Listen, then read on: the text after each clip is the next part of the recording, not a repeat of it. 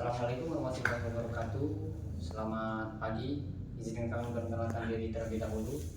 Perkenalkan, nama saya Zulfakari dengan NIM 2023111126. Dan saya Yoga Kristian dengan NIM 2023 1154. Di sini kami akan mempresentasikan materi yang berjudul strategi manajemen. Materi yang pertama akan disampaikan dan dijelaskan oleh teman saya bernama Iran. Oke, baik. Manajemen strategi dan pengembangan industri adalah topik yang sangat penting bagi perusahaan untuk dapat bersaing dan berkembang di dalam lingkungan bisnis yang terus berubah.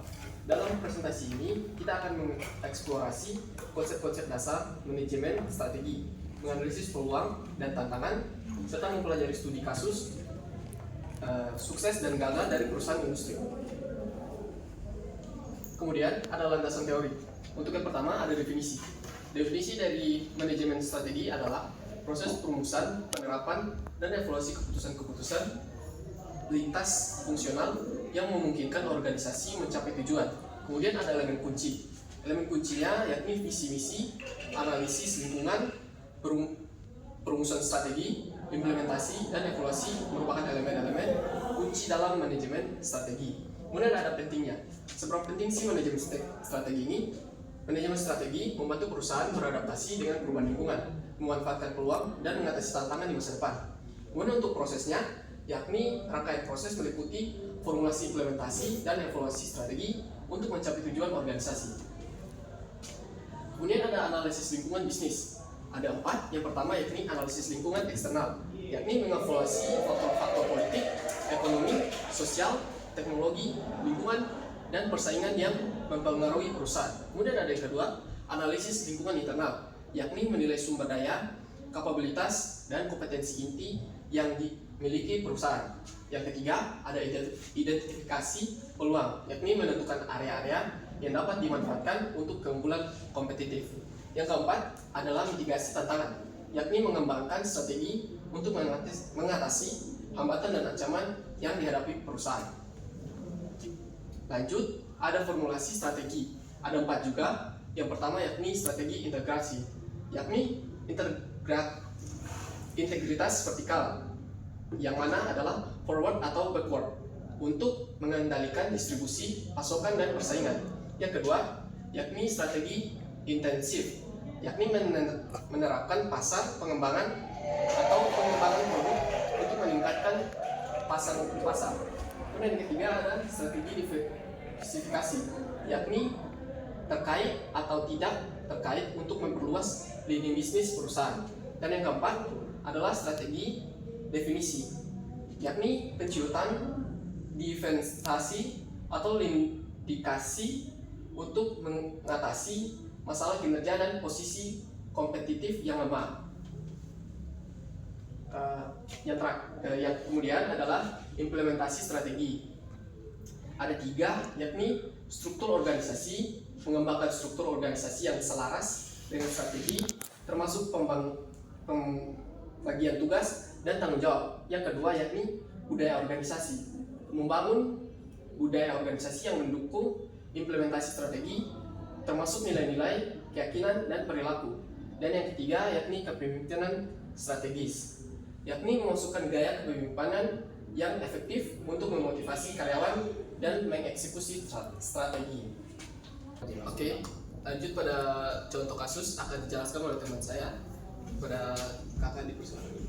Baiklah, di sini saya akan menjelaskan contoh kasus strategi manajemen, yang mana di sini kami mengambil kasus dari perusahaan Adidas, yang mana pada akhir tahun 2021 Adidas meluncurkan koleksi sepatu bertema budaya Asia Tenggara. Dalam proses atau program City Park, dalam kampanye ini mereka bekerjasama dengan 6 seniman kreatif dari berbagai negara Asia.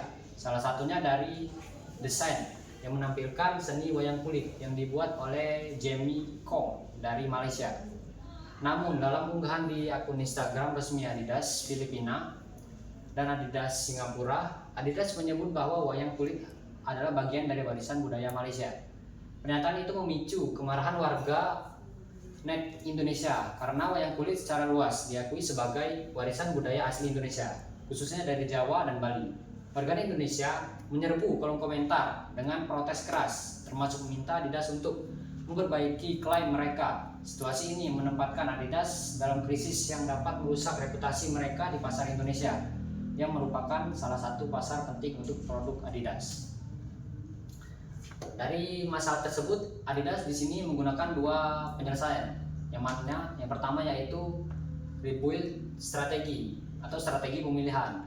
Yang mana pertama, Adidas melakukan permintaan maaf resmi. Adidas segera mengeluarkan permintaan maaf melalui Instagram Stories dan mengubah caption di postingan yang bermasalah. Dalam permintaan maaf tersebut, Adidas mengakui bahwa wayang kulit adalah bagian dari warisan budaya Indonesia dan menyesali kesalahan yang telah dilakukan. Selanjutnya, penggantian konten di Instagram. Adidas mengganti caption pada unggahan Instagram mereka dengan informasi yang benar tentang asal-usul wayang kulit. Hal ini menunjukkan tanggung jawab mereka terhadap kesalahan tersebut. Kemudian, surat elektronik ke stakeholder, brand communication, dan sport marketing manager PT Adidas Indonesia, Gracia Putri, mengirimkan surat elektronik kepada media dan stakeholder. Isi ini menegaskan permintaan maaf Adidas serta langkah mereka untuk memperbaiki kesalahan tersebut.